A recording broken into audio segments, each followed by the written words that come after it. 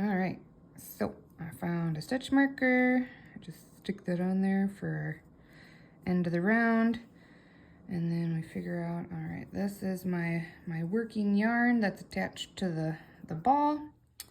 So I'm gonna stick that on my hand. This is how I do it personally. I am a continental style knitter, which means that I'm gonna be holding it in my left hand and I'm going to be picking the yarn is what they call it, where you just pick the yarn. Plenty of people.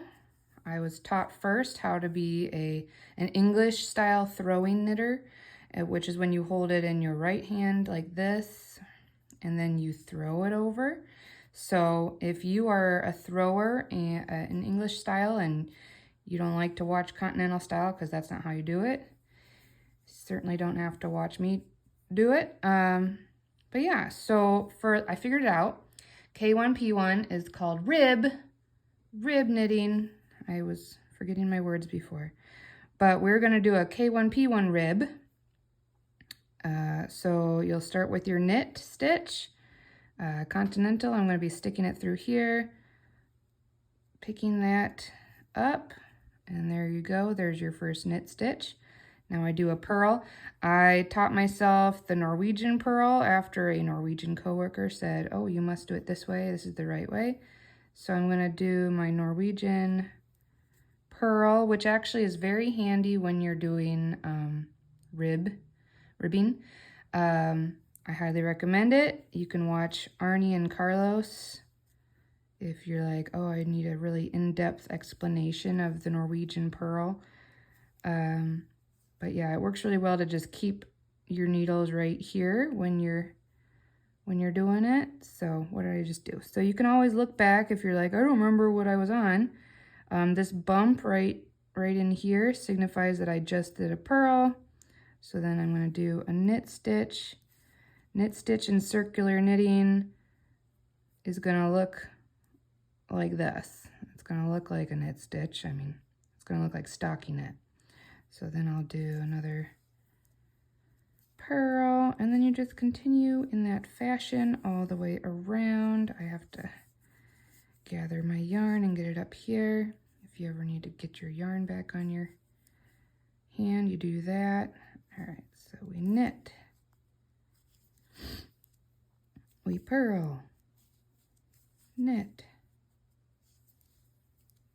purl, knit, purl. And so for this Danebod Cowl pattern, you're gonna do that all the way around till the end of the round stitch marker for 7 rows.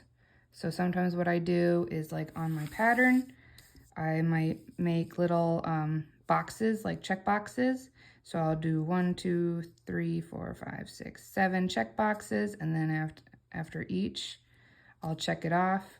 Or if you know how to count, like when you're looking, you can just count and see how many rows you've already done. So we do 7 rows of this repeated knit 1, purl 1, and then we're gonna add some stitches, because since it's at camp, I didn't want to have to bring at least 2 different sizes of knitting needles for everyone. Usually in patterns, I've noticed that usually people use a smaller needle for the ribbing, and that makes it a little, like, you know, squishier, smaller, closer to the skin, you might say.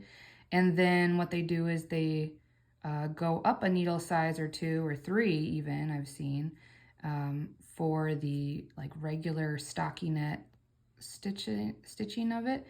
But to make it simple and easy peasy, and you just have one type of needle, you don't have to go up or down with your needles. What I did instead is we're going to be adding stitches. We're going to be doing a make one M1.